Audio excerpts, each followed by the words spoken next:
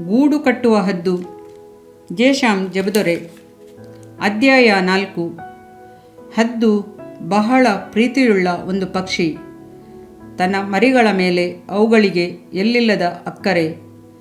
ಕಣ್ಣುಗುಡ್ಡಿನಂತೆ ಅದು ತನ್ನ ಮರಿಗಳನ್ನು ಕಾಪಾಡುತ್ತದೆ. ಆ ಪ್ರೀತಿಯುಳ್ಳ ಹದ್ದು ತನ್ನ ಮರಿಗಳನ್ನು ನೆನೆಸಿ ಮೊಟ್ಟೆಯಿಡುವುದಕ್ಕೆ ಮೊದಲೇ ಸುಂದರವಾದ ಗೂಡನ್ನು ಕಟ್ಟಿ ಸಿದ್ಧ ಮಾಡುತ್ತದೆ. ಹದ್ದಿನ ಹೃದಯದಲ್ಲಿ ಅಷ್ಟು ಪ್ರೀತಿಯನ್ನಿಟ್ಟ ದೇವರು ತನ್ನ ಹೃದಯದಲ್ಲಿ ಎಷ್ಟು ಪ್ರೀತಿಯನ್ನಿಟ್ಟಿರಬಹುದು.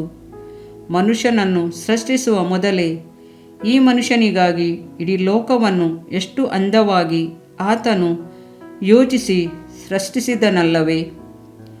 ಸೂರ್ಯ, ಚಂದ್ರ, ನಕ್ಷತ್ರಗಳೆಲ್ಲವನ್ನು ಅವನು ಸೃಷ್ಟಿ ಮಾಡಿದ್ದು ಮಾತ್ರವಲ್ಲ, ಮನುಷ್ಯನಿಗೆ ಬೇಕಾದ ಆಹಾರ ಪದಾರ್ಥಗಳು, ಗಾಳಿ, ಬೆಳಕು, ಇನ್ನು ಮನುಷ್ಯನು ವಾಸಿಸಲು ಬೇಕಾದ ಮನೆಗಳಿಗೆ ಬೇಕಾದ ಎಲ್ಲ ವಸ್ತುಗಳನ್ನು ಸೃಷ್ಟಿಸಿದನು ಎಂಬುದನ್ನು ಯೋಚಿಸಿ ನೋಡಿರಿ.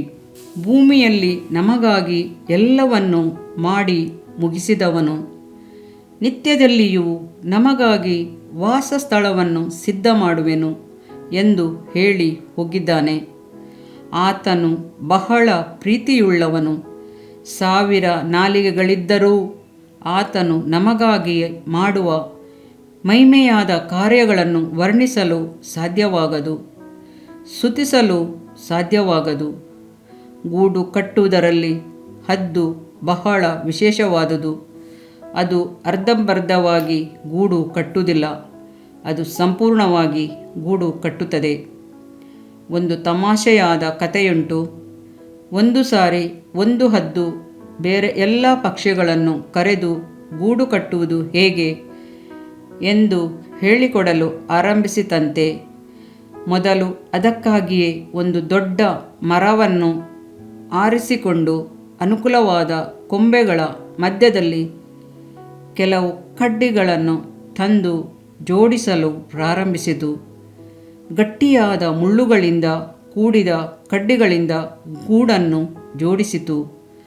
ಅದಾದ ನಂತರ ಗೂಡು ಕಟ್ಟಲು ಕಲಿಸಿಕೊಡುವ ಮೊದಲೇ ಆತುರಪಟ್ಟ ಒಂದು ಕಾಗೆ ತನ್ನ ರೆಕ್ಕೆಗಳನ್ನು ಬಡಿದು, ನಾನು ಗೂಡು ಕಟ್ಟುವುದನ್ನು ಕಲಿತುಕೊಂಡು ಬಿಟ್ಟೆನು, ನನಗೆ ಎಲ್ಲ ಗೊತ್ತಾಗಿದೆ ಎಂದು ಹೇಳಿ ಹಾರಿ ಹೋಯ್ತಂತೆ.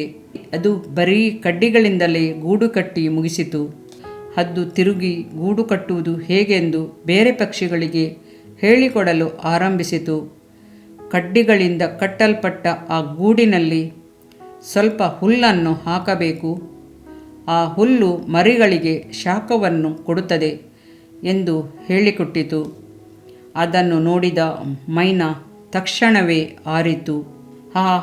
ನಾನು ಕಲಿತುಕೊಂಡೆ, ನನಗೆ ಎಲ್ಲ ಗೊತ್ತು ಎಂದು ಹೇಳಿ ಹಾರಿ ಹೋಗಿ ಕಡ್ಡಿಗಳಿಂದಲೂ ಹುಲ್ಲಿನಿಂದಲೂ ಗೂಡಿ ಕಟ್ಟಿತಂತೆ.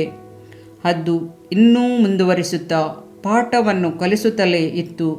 ಅತಿ ಶ್ರೇಷ್ಠವಾದ ವಸ್ತುಗಳನ್ನು, ಹತ್ತಿಯನ್ನು ತಂದು ಗೂಡು ಕಟ್ಟುವುದನ್ನು ತೋರಿಸುತ್ತಲೇ ಇತ್ತು.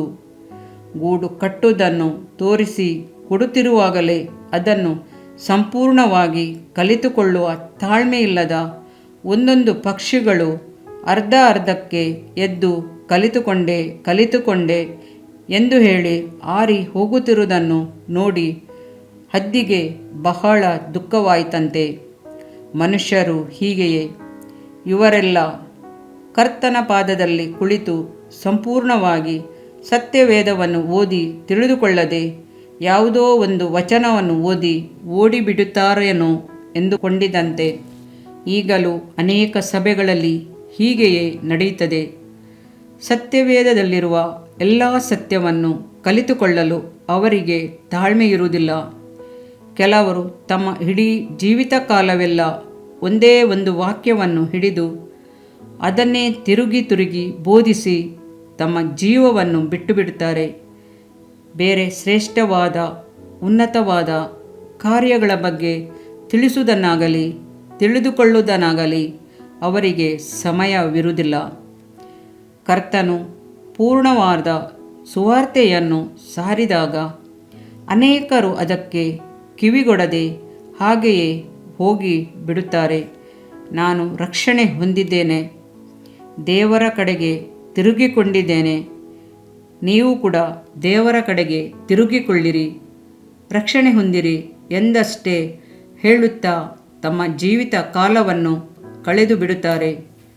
ಕ್ರಿಸ್ತನಲ್ಲಿ ಬೆಳೆಯುವುದು ಹೇಗೆ, ಪೂರ್ಣತೆಯ ಕಡೆಗೆ ಸಾಗುವುದು ಹೇಗೆ ಎಂದು ಅವರಿಗೆ ಗೊತ್ತಾಗುವುದೇ ಇಲ್ಲ.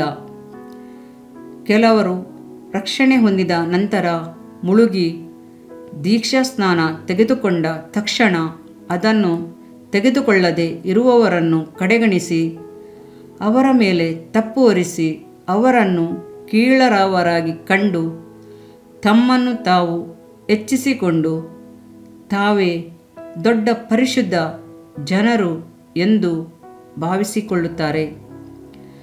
ವ್ಯರ್ಥವಾದ ವಾಗ್ದಾನಗಳು, ಜಗಳಗಳಲ್ಲಿಯೇ ತಮ್ಮ ಜೀವಿತ ಕಾಲವನ್ನು ಕಳೆದು ದೇವರ ಪ್ರೀತಿಯನ್ನು ಕಳೆದುಕೊಳ್ಳುತ್ತಾರೆ. ದೀಕ್ಷಾಸ್ನಾನದ ನಂತರ ಏನು ಎಂಬುದು ಅವರಿಗೆ ಗೊತ್ತೇ ಇರುವುದಿಲ್ಲ. ಅದನ್ನು ಅವರು ಬೋಧಿಸುವುದೂ ಇಲ್ಲ. ಇನ್ನೂ ಕೆಲವರು ಪ್ರೀತಿ ಮಾತ್ರವೇ ಇದ್ದರೆ ಸಾಕು, ದೇವರು ಪ್ರೀತಿ ಸ್ವರೂಪಿಯಾಗಿದ್ದಾನೆ, ಆತನು ಕನಿಕರ ಉಳ್ಳವನು ಎಂದು ಹೇಳಿ ಬೇರೆ ಸತ್ಯಗಳನ್ನೆಲ್ಲ ಮುಚ್ಚಿ ಹಾಕುತ್ತಾರೆ. 1 ಕೊರಿಂಥ 13ನೇ ಅಧ್ಯಾಯವನ್ನೇ ಹೇಳುತ್ತಾರೆ ಹೊರತು ಅದಕ್ಕೆ ಹಿಂದೆಯೂ ಮುಂದೆಯೂ ಇರುವ ಯಾವ ಸತ್ಯಾಂಶವನ್ನು, ಆತ್ಮನ ವರಗಳನ್ನು ಕುರಿತು ಮಾತನಾಡುವುದಿಲ್ಲ. ಒಬ್ಬನು ನನ್ನನ್ನು ಪ್ರೀತಿಸುವನಾದರೆ ಅವನ ನನ್ನ ಆಜ್ಞೆಗಳನ್ನು ಕೈಕೊಂಡು ನಡೆಯುವನು ಎಂದು ಯೇಸು ಕ್ರಿಸ್ತನು ಹೇಳಿರುವುದನ್ನು ಕೈಕೊಂಡು ನಡೆಯದೆ ಬರೀ ಪ್ರೀತಿ ಮಾತ್ರವೇ ಇದ್ದರೆ ನಿಶ್ಚಯವಾಗಿಯೂ ಪರಲೋಕಕ್ಕೆ ಹೋಗಿ ಸೇರಲಾಗದು. ಇನ್ನೂ ಕೆಲವರು ಅದರ ಮುಂದಿನ ಭಾಗಕ್ಕೆ ಬರುತ್ತಾರೆ. ಶುದ್ಧೀಕರಣದ ಬಗ್ಗೆ ಮಾತನಾಡುತ್ತಾರೆ, ಒಳ್ಳೆಯದೇ, ಆದರೆ ಅದನ್ನೇ ತಿರುಗಿ ತಿರುಗಿ ಹೇಳುತ್ತಿರುವುದು ದುಃಖವನ್ನುಂಟು ಮಾಡುತ್ತದೆ. ಕೆಲವರು ತಮ್ಮ ಮುಖವು ಕೆಂಪಾಗುವವರೆಗೂ ಇತರರಿಗೆ ಬೇಸರ ಬರುವವರೆಗೂ ಶುದ್ಧೀಕರಣ ಶುದ್ಧೀಕರಣ ಎಂದು ಹೇಳಿಕೊಂಡಿರುತ್ತಾರೆ ಹೊರತು ಕರ್ತನ ಕೃಪೆಗಳನ್ನೇ ಮರೆತು ಬಿಡುತ್ತಾರೆ. ದೇವರ ದಯೆ ಕಾರುಣ್ಯಗಳ ಕುರಿತು ಮಾತನಾಡುವುದಿಲ್ಲ. ಪಾಪಗಳನ್ನು ಖಂಡಿಸುತ್ತಾರೆ. ಅದೇ ಸಮಯದಲ್ಲಿ ಕರ್ತನು ಕೊಡುವ ಜಯದ ಜೀವಿತವನ್ನು ಸ್ವಾತಂತ್ರಿಸಿಕೊಳ್ಳುವುದು ಹೇಗೆಂದು ಬೋಧಿಸುವುದಿಲ್ಲ. ಇನ್ನೂ ಕೆಲವರು ತಮ್ಮ ಜೀವಿತ ಕಾಲವೆಲ್ಲ ನರಕದ ಕುರಿತೇ ಮಾತನಾಡುತ್ತಿರುತ್ತಾರೆ. ನರಕದಲ್ಲಿಯೇ ಸಂಚರಿಸಿ ಜನರನ್ನು ಭಯಭೀತರನ್ನಾಗಿ ಮಾಡುತ್ತಾರೆ. ನಿತ್ಯತ್ವದ ಕುರಿತಾಗಿಯೋ ಪರಲೋಕ ರಾಜ್ಯದ ಕುರಿತಾಗಿಯೋ ಮಾತನಾಡುವುದೇ ಇಲ್ಲ. ದೇವಮಗುವೆ, ನೀನಾದರೂ ಪೂರ್ಣವಾದ ಉಪದೇಶವನ್ನು ಕಲಿತುಕೊಂಡು ಅದಕ್ಕೆ ಮುಖ್ಯತ್ವ ಕೊಡು. ದೇವರ ಪ್ರೀತಿಯನ್ನು ಕುರಿತು ಮಾತನಾಡು. ದೇವರ ಕರುಣೆಯ ಬಗ್ಗೆ ಮಾತನಾಡು. ಆತನ ಕೃಪೆಯ ಕುರಿತು ಮಾತನಾಡು. ಪರಿಶುದ್ಧಾತ್ಮನ ಅಭಿಷೇಕ ಕುರಿತು ಮಾತನಾಡು. ಪರಿಶುದ್ಧರಾಗುವುದು ಹೇಗೆಂದು ತಿಳಿಸು. ಶುದ್ಧೀಕರಣದ ಕುರಿತು ಮಾತನಾಡು. ನಿತ್ಯತ್ವದ ಕುರಿತು ಮಾತನಾಡು. ದೇವರ ರಾಜ್ಯದ ಕುರಿತು ಮಾತನಾಡು. ಪೂರ್ಣತೆಯ ಕಡೆಗೆ ಸಾಗುವುದು ಮಾತ್ರವಲ್ಲ, ಜನರನ್ನು ಕೂಡ ಆ ಕಡೆಗೆ ನಡೆಸು. ಆಗ ನೀನು ಆಶೀರ್ವಾದವಾಗಿರುವಿ. ದೇವಮಗುವೆ, ಸತ್ಯವೇದ ಪೂರ್ತಿಯಾಗಿ ತಿರುಗಿ ತಿರುಗಿ ಓದಿ ಪೂರ್ಣವಾದ ಸುವಾರ್ತೆಗೆ ನಿನ್ನನ್ನು ಒಪ್ಪಿಸಿಕೊಡು. ಏನೋ ಒಂದು ಉದ್ದೇಶದಿಂದ ವೈರಾಗ್ಯದಿಂದ ಇತರರನ್ನು ಗದರಿಸಿ ಅವರ ಮೇಲೆ ಕೋಪ ಮಾಡಿಕೊಂಡು ದುಃಖಪಡಿಸಬೇಡ. ಹದ್ದು ತನ್ನ ಗೂಡನ್ನು ಪೂರ್ಣವಾಗಿ ಕಟ್ಟುವ ಹಾಗೆ ನಿನ್ನ ಆತ್ಮಿಕ ಜೀವಿತವನ್ನು ಪರಿಪೂರ್ಣವಾದ ವಾಕ್ಯಗಳ ಮೂಲಕವಾಗಿ ಕಟ್ಟಿ ಎಬ್ಬಿಸು. ಆಗ ಕರ್ತನು ನಿನ್ನನ್ನು ಆಶೀರ್ವದಿಸುವನು. ಇದರಿಂದ ನಿನ್ನ ದೇಹಕ್ಕೆ ಆರೋಗ್ಯವು, ಎಲುಬುಗಳಿಗೆ ಸಾರವು ಉಂಟಾಗುವವು. ಜ್ಞಾನೋಕ್ತಿಗಳು 3ನೇ ಅಧ್ಯಾಯ 8ನೇ ವಾಕ್ಯ. ಪ್ರಿಯ ವೀಕ್ಷಕರೇ ಮತ್ತು ಕರ್ತನಲ್ಲಿ ಸಹೋದರ ಸಹೋದರಿಯರೇ, ನೀವು ನಮ್ಮ ಈ ಕಾರ್ಯಕ್ರಮವನ್ನ ವೀಕ್ಷಿಸಿದ್ದಕ್ಕಾಗಿ ದೇವರ ನಾಮದಲ್ಲಿ ನಿಮಗೆ ವಂದನೆಗಳು. ದೇವರ ವಾಕ್ಯವು ನಮ್ಮ ಎಲುಬಿಗೆ ಬಲವೂ ಸಾರವೂ ಆಗಿದೆ ಎಂದು ಸತ್ಯವೇದವು ಹೇಳುವಂತೆ ಈ ಕಾರ್ಯಕ್ರಮವು ನಿಮಗೆ ಆಶೀರ್ವಾದಕರವಾಗಿದೆ ಎಂದು ನಂಬುತ್ತೇವೆ. ಪ್ರಿಯ ವೀಕ್ಷಕರೇ, ನಮ್ಮ ಈ ಸೇವೆಗಾಗಿ ಪ್ರಾರ್ಥಿಸಿರಿ ಮತ್ತು ಎಲ್ಲಾ ಕಾರ್ಯಕ್ರಮಗಳನ್ನ ಇತರರೊಂದಿಗೆ ಶೇರ್ ಮಾಡಿರಿ. ಅದೇ ರೀತಿಯಾಗಿ ನಮ್ಮ ಈ ಯೂಟ್ಯೂಬ್ ಚಾನೆಲ್ ಅನ್ನು ಸಬ್ಸ್ಕ್ರೈಬ್ ಮಾಡಿರಿ ಹಾಗೂ ಲೈಕ್ ಮಾಡಿ. ನಿಮ್ಮ ಅನಿಸಿಕೆಗಳನ್ನು ಕಮೆಂಟ್ ಬಾಕ್ಸ್ನಲ್ಲಿ ನಮಗೆ ತಿಳಿಯಪಡಿಸಿ. ನಮ್ಮ ಸಂಖ್ಯೆ 7022104605. ಈ ಸಂಖ್ಯೆಗೆ ಕರೆ ಮಾಡಿರಿ. ಒಬ್ಬ ಪಾಪಿಯ ಪ್ರಾರ್ಥನೆ. ಯೇಸುವನ್ನು ರಕ್ಷಕನಾಗಿ ಅಂಗೀಕರಿಸಲು ಮಾಡಬೇಕಾದ ಪ್ರಾರ್ಥನೆ. ಪ್ರಿಯ ಪರಲೋಕದ ತಂದೆಯೇ, ಯೇಸುವಿನ ಹೆಸರಿನಲ್ಲಿ ನಾನು ನಿನ್ನ ಬಳಿಗೆ ಬಂದಿದ್ದೇನೆ. ನನ್ನ ಬಳಿಗೆ ಬರುವವರನ್ನು ನಾನು ತಳ್ಳಿಬಿಡುವುದೇ ಇಲ್ಲ. ಯೋಹಾನ 6:37 ಎಂದು ನಿನ್ನ ವಾಕ್ಯ ಹೇಳುತ್ತದಲ್ಲ. ಆದ್ದರಿಂದ ನೀನು ನನ್ನನ್ನು ತಳ್ಳಿಬಿಡದೆ ನನ್ನನ್ನು ಸೇರಿಸಿಕೊಳ್ಳುವಿ ಎಂದು ನನಗೆ ಗೊತ್ತಿದೆ. ಆದ್ದರಿಂದ ನಾನು ನಿನಗೆ ಸ್ತೋತ್ರ ಮಾಡುತ್ತೇನೆ.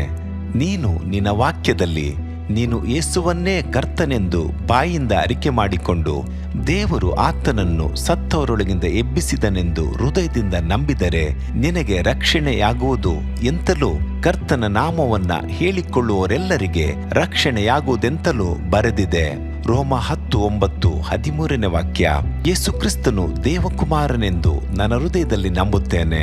ನನ್ನನ್ನು ನೀತಿವಂತನನ್ನಾಗಿ ಮಾಡುವುದಕ್ಕಾಗಿ ಆತನು ಸತ್ತವರೊಳಗಿಂದ ಎಬ್ಬಿಸಲ್ಪಟ್ಟನು ಎಂದು ನಂಬುತ್ತೇನೆ. ನಾನು ಆತನ ನಾಮವನ್ನ ಹೇಳಿಕೊಳ್ಳುತ್ತೇನೆ. ಯೇಸುವೇ, ನೀನೇ ಕರ್ತನು. ತಂದೆಯೇ, ನೀನು ನನ್ನನ್ನು ರಕ್ಷಿಸಿದಿ ಎಂದು ನಾನು ನಂಬುತ್ತೇನೆ. ನಿನ್ನ ವಾಕ್ಯವು ಹೇಳುತ್ತದೆ, ಮನುಷ್ಯನು ಹೃದಯದಿಂದ ನಂಬುವುದರ ಮೂಲಕ ನೀತಿಯು ದೊರಕುತ್ತದೆ, ಬಾಯಿಂದ ಅರಿಕೆ ಮಾಡುವುದರ ಮೂಲಕ ರಕ್ಷಣೆಯಾಗುತ್ತದೆ. ರೋಮ 10:10. ನಾನೀಗ ನನ್ನ ಹೃದಯದಲ್ಲಿ ನಂಬುತ್ತೇನೆ ಹಾಗೂ ಯೇಸುವೇ ನನ್ನ ಕರ್ತನೆಂದು ಅರಿಕೆ ಮಾಡುತ್ತೇನೆ. ಆದುದರಿಂದ ನಾನೀಗ ರಕ್ಷಣೆ ಹೊಂದಿದ್ದೇನೆ. ಅಪ್ಪಾ ತಂದೆಯೇ, ನಿನಗೆ ಸ್ತೋತ್ರ.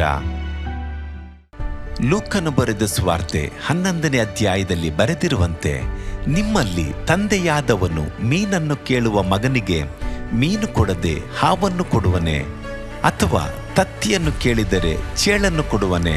ಹಾಗಾದರೆ ಕೆಟ್ಟವರಾದ ನೀವು ನಿಮ್ಮ ಮಕ್ಕಳಿಗೆ ಒಳ್ಳೆ ಪದಾರ್ಥಗಳನ್ನ ಕೊಡಬಲ್ಲವರಾದರೆ ಪರಲೋಕದಲ್ಲಿರುವ ನಿಮ್ಮ ತಂದೆಯು ತನ್ನನ್ನು ಬೇಡಿಕೊಳ್ಳುವವರಿಗೆ ಎಷ್ಟೋ ಹೆಚ್ಚಾಗಿ ಪವಿತ್ರಾತ್ಮ ವರವನ್ನ ಕೊಡುವವನಲ್ಲವೇ ಅಂದನು. ತಂದೆಯೇ, ನೀನು ಕೇಳಿಕೊಳ್ಳುವವರಿಗೆ ಪವಿತ್ರಾತ್ಮನ ವರವನ್ನು ಹೇರಳವಾಗಿ ಕೊಡುವಾತನಾಗಿದ್ದಿ. ಆದ್ದರಿಂದ ನನ್ನ ಮೇಲೆಯೂ ನಿನ್ನ ಆತ್ಮನನ್ನು ಸುರಿಸಬೇಕಾಗಿ ಬೇಡಿಕೊಳ್ಳುತ್ತೇನೆ. ಕೀರ್ತನೆ 81:10 ಬರೆದಿದೆ, ಅಗಲವಾಗಿ ಬಾಯಿದೆರೆಯಿರಿ, ಅದನ್ನು ತುಂಬಿಸುವೆನು. ಕರ್ತನೇ, ನನ್ನನ್ನು ಪವಿತ್ರಾತ್ಮನಿಂದ ತುಂಬಿದಂತ ನೀನು ನನ್ನನ್ನು ಅನ್ಯ ಭಾಷೆಯ ವರದಿಂದಲೂ ತುಂಬುವವನಾಗಿದ್ದಿ ಎಂದು ನಂಬುತ್ತೇನೆ. ಅದರಂತೆ ನಾನು ನನ್ನ ಬಾಯಿಯನ್ನು ತೆರೆದು ನಿನ್ನ ಸ್ತೋತ್ರ ಮಾಡುವಾಗ ಅನ್ಯ ಭಾಷೆಯ ಅಭಿಷೇಕದಿಂದ ನನ್ನನ್ನು ತುಂಬುವವನಾಗಿದ್ದಿ ಎಂದು ನಂಬುತ್ತೇನೆ. ಈಗ ನೀವು ನಿಮ್ಮ ಬಾಯಿಯನ್ನು ತೆರೆದು ಮಾತನಾಡುವಾಗ ಪವಿತ್ರಾತ್ಮನು ನಿಮ್ಮ ಬಾಯಿಯನ್ನು ತನ್ನ ಭಾಷೆಯಿಂದ ತುಂಬುವವನಾಗಿದ್ದಾನೆ. ಇದು ದೇವರ ಭಾಷೆಯಾಗಿದೆ. ಈ ಅಭಿಷೇಕವನ್ನ ಹೊಂದಿಕೊಳ್ಳಲು ನೀವು ನಿಮ್ಮ ಸ್ವರವನ್ನ ಉಪಯೋಗಿಸಬೇಕು. ಅದರಿಂದ ನೀವು ನಿಮ್ಮ ಬಾಯನ್ನು ತೆರೆದು ದೇವರಿಗೆ ಸ್ತೋತ್ರ ಮಾಡುವಾಗ ದೇವರು ನಿಮ್ಮನ್ನು ಅನ್ಯ ಭಾಷೆಯ ವರದಿಂದ ತುಂಬುವವನಾಗಿದ್ದಾನೆ. ಪ್ರಿಯರೇ, ಈಗ ನೀವು ಪವಿತ್ರಾತ್ಮನಿಂದ ತುಂಬಲ್ಪಟ್ಟ ಆತನ ಪ್ರಿಯ ಮಕ್ಕಳಾಗಿದ್ದೀರಿ. ದೇವರ ನಾಮಕ್ಕೆ ಸ್ತೋತ್ರವಾಗಲಿ.